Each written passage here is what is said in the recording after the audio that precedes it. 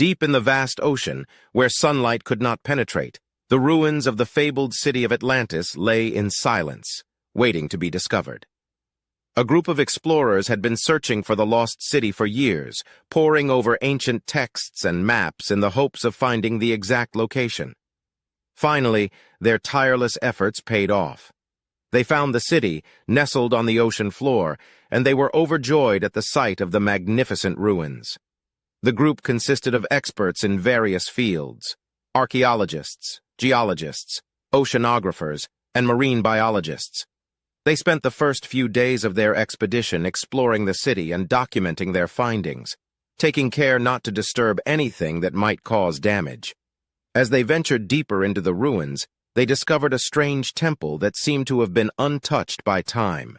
It was located at the very bottom of the city, and the only way to access it was by swimming through a narrow tunnel. The group of explorers decided to investigate the temple.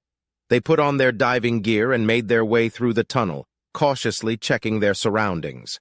The tunnel was long and dark, and they could barely see anything beyond the faint glow of their underwater torches. As they emerged from the tunnel, they found themselves in a vast chamber. The walls were adorned with intricate carvings depicting sea creatures and strange rituals. In the center of the chamber was a large statue of a sea monster that the group had never seen before. It was like nothing they had ever encountered in their studies.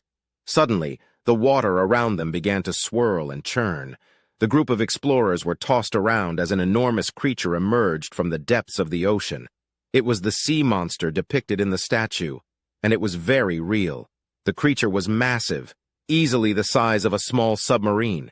It had tentacles as thick as tree trunks and a gaping maw full of razor-sharp teeth. The explorers were paralyzed with fear as they watched the monster swim circles around them, studying them with its enormous eyes. They realized that they had awoken the creature from its slumber, and it was not happy about it. The creature began to attack the group, its tentacles flailing and its teeth gnashing. The explorers fought back with whatever weapons they had, but it was like trying to fight a force of nature. The sea monster seemed to be indestructible, impervious to bullets and explosives. It was as if it was invincible. The group of explorers realized that their only chance of survival was to escape the temple and make their way back to the surface. They swam as fast as they could through the tunnel, the creature hot on their heels.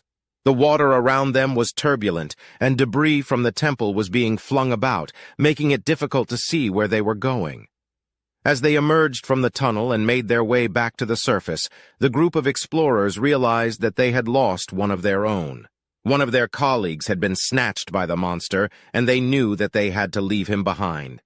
The survivors made it back to their boat, gasping for air and shaking with fear.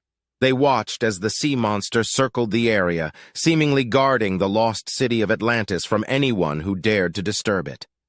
The group of explorers left the area as quickly as they could, warning others to stay away from the lost city of Atlantis. They knew that the sea monster was still down there, waiting for its next victim, and they knew that they had been lucky to escape with their lives.